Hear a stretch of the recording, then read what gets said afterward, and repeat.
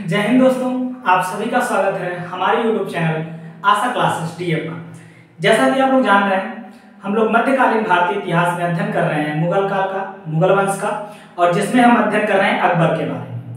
अकबर के बारे में हम कुछ बातें कर चुके थे और कुछ बातें हमें अकबर के बारे में करनी है। और अभी अकबर के बारे में शायद इसके बाद भी 1 या 2 वीडियो आएंगे, ठीक है ना, क्योंकि थोड़ा सा लंबा चैप्टर है खंड इसका, 50 वर्षों तक इसने राज किया था, तो काफी लंबा वर्कआउट है इसके बारे में, तो बताने में थोड़ा टाइम लगेगा। इससे क्वेश्चन भर भर के आते हैं, अकबर से क्वेश्चन बहुत ज्यादा आते हैं। चलिए हम लोग आज शुरू करते हैं अपना जो है अकबर का साम्राज्य विस्तार, ठीक है ना। लेकिन उससे पहले आप लोग मेरे वीडियो को ज्यादा से ज्यादा लोगों तक शेयर कर दीजिए, और ज्यादा बस इतना ही तो मांगता हूँ, और क्या मांगता हूँ। सभी लोग प्लीज सब्सक्राइब तो कर दीजिए, कम से कम देखने को देखते हो लेकिन सब्सक्राइब नहीं करते हो ना, तो आप लोग शेयर करने का प्रयास, कम से कम शेयर कर दीजिए, और कुछ नहीं चाहिए, बाकी मैं पढ़ाता रहूंगा, ठीक है ना। तो चलिए दोस्तों शुरू करते हैं आज की वीडियो। आज हम पढ़ने वाले हैं कि अकबर का साम्राज्य विस्तार किस तरह से हुआ, किस तरह से उसने साम्राज्य को विस्तार मिला। बहुत सारे युद्ध लड़े और बहुत सारी चीजों में जो स्वाधीनता से स्वीकार कर लिए, बहुत सारे राजा जिससे लड़ाई लड़नी पड़ी अकबर को, बहुत ऐसे कांड हैं जो आपको देखने को मिलेंगे। जैसे अकबर के साम्राज्य विस्तार में जो सबसे पहला विस्तार है वो मालवा का पठार आप लोग जानते होंगे, मध्य प्रदेश और राजस्थान की सीमा के पास पड़ता है लगभग एरिया, और यहीं पर एक शासक था जिसका नाम था बाज बहादुर। यहाँ का शासक कौन था? बाज बहादुर। यहाँ पर अकबर ने अधम खान को, जो महाम अनंगा का पुत्र था अधम खान, उसे भेजा था लड़ाई लड़ने के लिए। उसके बाद ही देखिए लूट करके सारा सामान लाया था अधम खान, और लूट का सारा सामान को दिया नहीं साम्राज्य में। इसी वजह से तो इसको फांसी की सजा सुना दी जाती है, जिसके बाद इसको मृत्युदंड की सजा मिल जाती है, ठीक है ना। लेकिन अधम खान ने पराजित कर दिया किसको? बाज बहादुर को, जो मालवा का शासक था। बाज बहादुर को अधम खान ने पराजित, और मालवा पर क्या कर लिया? अधिकार। 1561 ईस्वी में मालवा पर अधिकार कर लिया गया, मुगल वंश में मिला लिया गया। किसने मिलाया? अधम खान ने। किसको मिलाया? किसको हरा करके? बाज बहादुर को। क्लियर है ना। चलिए अगला है गोंडवाना। गोंडवाना जो था वह मध्य प्रदेश और महाराष्ट्र की सीमा के पास था, और यह एरिया एक हिसाब से माना जाता था दक्षिण भारत में प्रवेश द्वार का, दक्षिण भारत में प्रवेश करने का द्वार। इसीलिए आपने वो मूवी देखी होगी तान्हाजी में गोंडवाना जो किला था, उसी पे ही रोकने को औरंगजेब जब भेजता है वो अपने सेनापति को, तो उसी को रोकने के लिए तान्हाजी वहां जाते हैं, ठीक है ना, क्योंकि ये प्रवेश द्वार था आने का मुगलों का। यहाँ पे उस पे अगर कब्जा हो जाता तो मुगल आ जाते आराम से, कहां पर?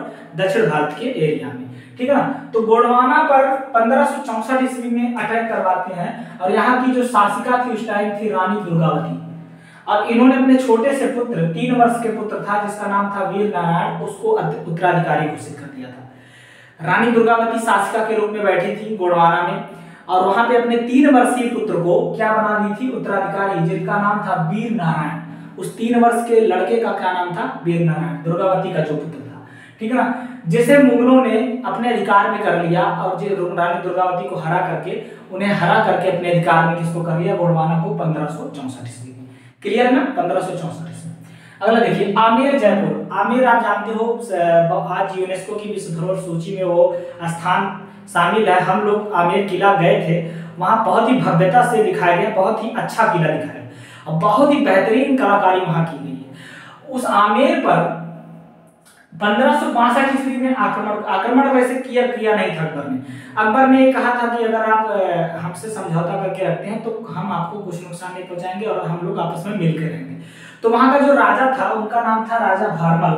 भारमल ने स्वेच्छा से स्वाधीनता स्वीकार कर ली, मुगलों में मिल गए थे, मुगल साम्राज्य में स्वतंत्र रूप से मिल गए थे राजा भारमल, और अपने राज्य को बचाने के लिए, केवल अपने राज्य की जनता और अपने राज्य को बचाने के लिए राजा भारमल अधीनता क्या करते हैं? स्वीकार कर लेते हैं। और उनके पुत्र, मतलब राजा भारमल का पुत्र था मान सिंह को अकबर ने क्या बना लिया? मुख्य सेनापति, अपना मुख्य सेनापति घोषित इसे कर लिया। मान सिंह को किसने? अकबर ने। राजा भारमल का जो पुत्र था मान सिंह। कहानियों में आपने देखा होगा कि जोधाबाई नाम की एक कैरेक्टर की बात की जाती है, जो राजा भारमल की पुत्री थी, ऐसा कैरेक्टर में दिखाया जाता है। कोई ऐतिहासिक प्रमाण इसका ऐसे तो मिलता नहीं है कि राजा भारमल की कोई, हाँ एक पुत्री थी राजा भारमल की जिनका नाम था हरका भाई था, लेकिन ये जोधाबाई जैसा शब्द या अकबर के उससे प्रेम विवाह ऐसा कुछ जो दिखाया गया कथाओं में, या जो ऐसा कहा गया है, ये किसी ऐतिहासिक प्रमाण का महत्व नहीं है, ये केवल कथाओं में कहा गया है, इसीलिए हमने आपको नहीं लिखा है, ठीक है ना। ये ऐसा कुछ कहानी है, पता नहीं है कि नहीं है, लेकिन बस एक कथाओं में बता दिया गया कि हाँ हिंदू मुस्लिम एक रहें, ऐसी विचारधारा देने के लिए कहानी बता दी गई हमको लगता है। लेकिन फिर भी आप लोग वो कहानी अगर देखे हैं तो मैं उसमें कोई ऐसा अपना तर्क नहीं देना चाहता हूँ। आप खुद स्वेच्छा से उस पर विचार करिए, खुद सोचिएगा कि वो कितनी सच्चाई उसमें है। मैं उसमें कुछ नहीं कहने वाला हूँ, ठीक है ना, क्योंकि एक प्लेटफॉर्म है और इस प्लेटफॉर्म पे हम उस पर जिक्र नहीं कर सकते। बस हाँ वो कथाओं में है तो कथाओं में जिक्र है तो आप बस सुन रहे हैं, ठीक है ना। तो मुख्य सेनापति मान सिंह को बना दिया। आमेर किसके अधिकार में चला गया? मुगलों के। फिर मेवाड़ की बात करें, सबसे महत्वपूर्ण जो लड़ाई मानी जाती है वो मेवाड़ के लिए ही मानी जाती है। ये बहुत इंपॉर्टेंट है क्योंकि यही एक साम्राज्य ऐसा था जो घुटना नहीं टेका मुगल साम्राज्य के। जब तक महाराणा प्रताप थे यहाँ के शासक, तब तक उन्होंने घुटना नहीं टेका, मुगलों में मिलने का प्रयास नहीं किया। उन्होंने कहा मैं मर जाऊंगा, मैं मिट जाऊंगा, बट मुगलों की स्वाधीनता स्वीकार नहीं करूंगा। ये थे रवाना। अब इसी मेवाड़ के शासक के रूप में पहले जो राजा थे उनका नाम था उदय सिंह। उदय सिंह को अकबर ने आक्रमण करके क्या किया? भगा दिया 1567 ईस्वी में। लेकिन पुनः 1572 ईस्वी में मेवाड़ का शासक कौन बने? महाराणा प्रताप। 1572 ईस्वी में मेवाड़ के शासक बनते हैं महाराणा प्रताप, जिनके साथ अकबर ने 1576 ईस्वी में हल्दी घाटी का युद्ध किया। बहुत बार पूछा गया हल्दी घाटी का युद्ध कब हुआ? 1576 ईस्वी में। किसके किसके बीच हुआ? अकबर और महाराणा प्रताप के मध्य हल्दी घाटी का युद्ध हुआ, ठीक है ना। महाराणा प्रताप और मान सिंह का सामना हुआ। इस युद्ध में अकबर लड़ने नहीं आया था। हल्दी घाटी के युद्ध में सबको लगता है अकबर आया था लड़ने, लेकिन नहीं, अकबर ने भेजा था मान सिंह को। किसको भेजा था? मान सिंह को, क्योंकि मुख्य सेनापति कौन था? मान सिंह। मान सिंह लड़ने गया था किससे? आपके महाराणा प्रताप से। महाराणा प्रताप इस युद्ध में वैसे तो दिखाया जाता हार गए थे, लेकिन ऐसा कुछ नहीं है। हारने का मतलब क्या होता है? जब आप आत्मसमर्पण कर दो, आपको लग जाए हाँ ये हम दिक्कत में, अब हम हार चुके हैं। महाराणा प्रताप की सेना उस टाइम बिखर जाती है, जिसकी वजह से महाराणा प्रताप अपने आप को मुगलों के समर्पण में नहीं रखते हैं, वो जंगल की ओर प्रस्थान कर जाते हैं। जब उनकी सेना में भगदड़ हो जाती है, उनकी सेना हताश हो जाती है, तो महाराणा प्रताप उनके रक्षा के लिए और उनके बचाव के लिए समर्पण तो नहीं करते हैं, लेकिन वो जंगलों में चले जाते हैं और कहते हैं कि मैं स्वाधीनता तो नहीं स्वीकार करूंगा, भले ही घास रोटी खाकर जिंदा रह लूंगा, ठीक है ना। ये से थे महाराणा प्रताप, बहुत ही वीर पराक्रमी थे, जिन्होंने कभी भी अकबर की स्वाधीनता नहीं स्वीकार की और अकबर हार मान गया।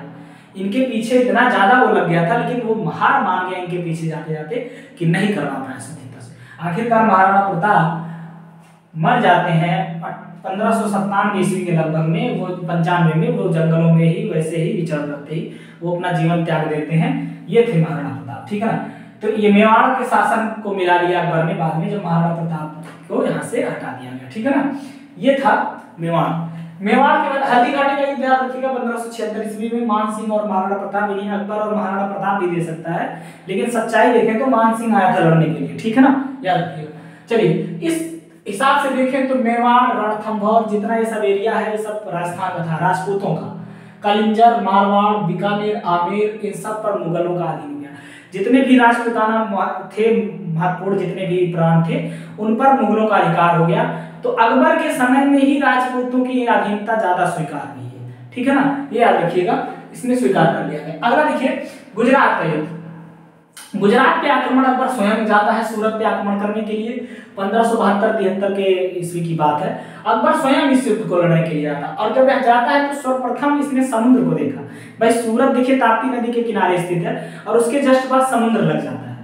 अकबर ने पहली बार समुद्र देखा अपने जीवन में, सोच लीजिए अपने जीवन में अकबर ने सबसे पहले समुद्र कब देखा? गुजरात विजय पर।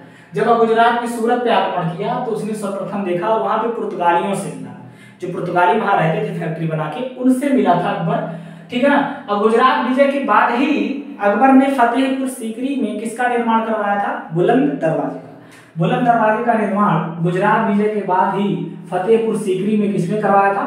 अकबर ने, ठीक है ना, ये याद रखिएगा। गुजरात विजय के उपरांत ही किस दरवाजे का निर्माण हुआ? बुलंद दरवाजे का, फतेहपुर सीकरी में गुजरात विजय के बाद सन 1572-73 से, ठीक है ना। और पहली बार यहीं पर इसने समुद्र देखा था, याद रखिएगा। अभी तक इसने समुद्र, लेकिन कभी समुद्र में नहीं गया। अगर ये समुद्र में चला गया होता नाव करने के लिए तो ऑस्ट्रेलिया आज अपने देश में होता है। ये नाव लेकर यार बहुत डरता था समुद्र से, इसको लगता था समुद्र की देवी इसे खा जाएगी, इसका हरण कर जाएगी। इसीलिए ये जाता ही नहीं था, ठीक है ना। चलिए, इस प्रकार इसने काबुल, कश्मीर, सिंध, उड़ीसा, कांधार सबको जीत लिया था, ठीक है ना। ये काबुल, कश्मीर, सिंध ये सब पाकिस्तान की साइड का प्रांत उधर देखिएगा, और उड़ीसा का आप लोग जान ही रहे, कांधार जो आज कहाँ पे स्थित है, जो आपका गांधार सब प्रांत था अफगानिस्तान में, वहां तक इसने जीत लिया था, ठीक है ना, अकबर ने। दक्षिण भारत में भी इसने अभियान चलाया था, दक्षिण भारत के एरिया में भी ये चला गया था, और कहाँ गया, खानदेश में, जो महाराष्ट्र का एरिया आता है, दौलताबाद है, अहमदनगर है, असीरगढ़ है, इन सब पर कब्जा कर लिया। अहमदाबाद में चांद बीबी के साथ इसने सामना हुआ था, चांद बीबी वहां पर 1601 ईस्वी में, महत्वपूर्ण तथ्य इंपॉर्टेंट है, 1601 ईस्वी में आसीरगढ़ पर आक्रमण जो था इसका अंतिम आक्रमण था। आसीरगढ़ किले पे आक्रमण इसका जो था अंतिम आक्रमण था 1601। इसके बाद ये बीमार पड़ जाता है, और बीमार पड़ने के बाद इसकी मृत्यु अक्टूबर 15 1665 ईस्वी में हो जाती है। बहुत ज्यादा बीमार हो जाता है, बूढ़ी अवस्था में चला जाता है और बीमार हो जाता है, जिसके बाद अकबर की मृत्यु 1605 ईस्वी में हो जाती है, और इसे आगरा के सिकंदराबाद में दफना दिया जाता है। आगरा के सिकंदराबाद में दफना दिया जाता है। अकबर के बारे में एक चीज और मिलता है कि अकबर अनपढ़ था, पढ़ा लिखा नहीं था। अकबर पढ़ा लिखा नहीं था, और यह नगाड़ा बजाने में बहुत ही माहिर था। नगाड़ा बजाने में कौन माहिर था? अकबर। ऐसा उसके बारे में विवरण मिलता है, ठीक है ना। तो चलिए दोस्तों, आज हम यहाँ तक देखे हैं, आप लोग स्क्रीनशॉट ले लीजिएगा।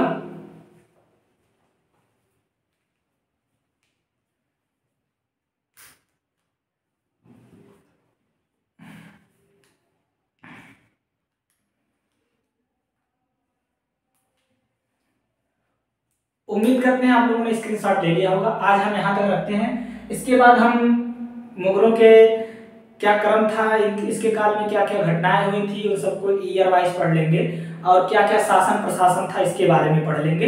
इसके बाद ये चैप्टर खत्म हो जाएगा, ठीक है दोस्तों। आज का वीडियो थोड़ा सा छोटा है, लेकिन प्रयास है पूरा समझाने का, आप लोग बेहतर समझ रहे होंगे। तो प्लीज, अगर आपको पसंद आ रहा है मेरा वीडियो, तो लाइक सब्सक्राइब जरूर करिए, सब्सक्राइब करवाइए, शेयर कर दीजिए, अपने जितने भी सहपाठी हैं उनको भी शेयर कर दीजिए, जो भी ये सब्जेक्ट पढ़ते हो, चाहे बीए, बीएससी, चाहे वो सुपर टेट की तैयारी कर रहे हो, चाहे यूपी टेट की तैयारी, किसी भी चीज की तैयारी कर रहे हो, लेखपाल की कर रहे हो, यूपी पुलिस की कर रहे हो, हर चीज के लिए महत्वपूर्ण है। तो आप लोगों से निवेदन है कि आप लोग ज्यादा से ज्यादा शेयर करिए, ज्यादा से ज्यादा सब्सक्राइब करवाइए, जिससे मैं आपको और बेहतर वीडियो दे सकूं। आज रामनवमी का पावन पर्व है, जिसके लिए आप सभी को ढेर सारी शुभकामनाएं। प्रभु श्री रामचंद्र जी आप सभी के जीवन में खुशियों को भर दें, और आप लोग जल्द ही सफलता की ऊंचाइयों को छुएं, ऐसी कामना करते हैं। तो जय श्री राम दोस्तों, आज वीडियो यहीं रोकते हैं। जय श्री राम, जय जय राम।